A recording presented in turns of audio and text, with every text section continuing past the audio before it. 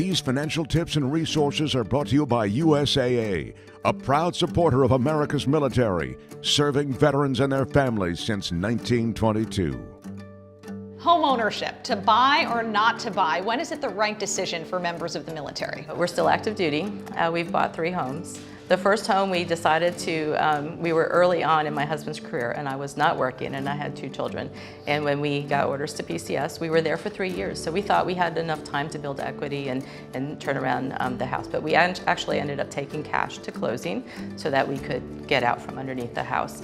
The second time we thought, oh, well, we're a little bit farther on in our career and I was working and was looking forward to employment in the next location.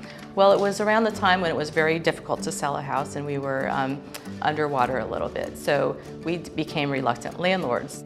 And then we moved overseas. And so then we became reluctant landlords from an overseas location.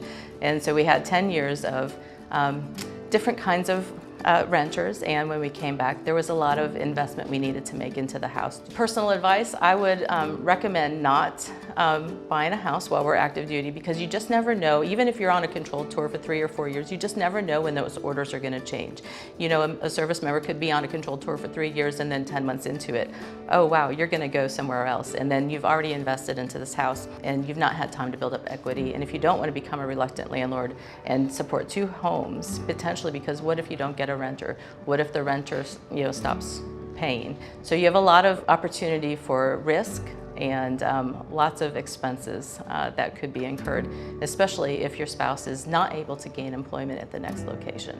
And I have been in the exact same situation Ingrid has been in when I bought my first home and became a reluctant landlord. And what I noticed is that those expenses I incurred in between renters or to fix it up when a renter damaged something, it kept me from achieving some other goals.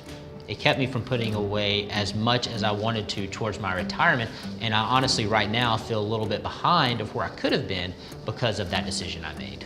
But there's the other side of the coin too, because the key is that you recognize this is a long-term investment. And so you're not going to be a reluctant landlord because you want to be a landlord, or you're going to settle down in that spot. Ultimately, that's going to be your forever home, and you're just buying a little bit early. So I don't think it's always a negative, but I think to everybody else's point, hey, if there's a question in your mind, probably the right answer is not to buy right now.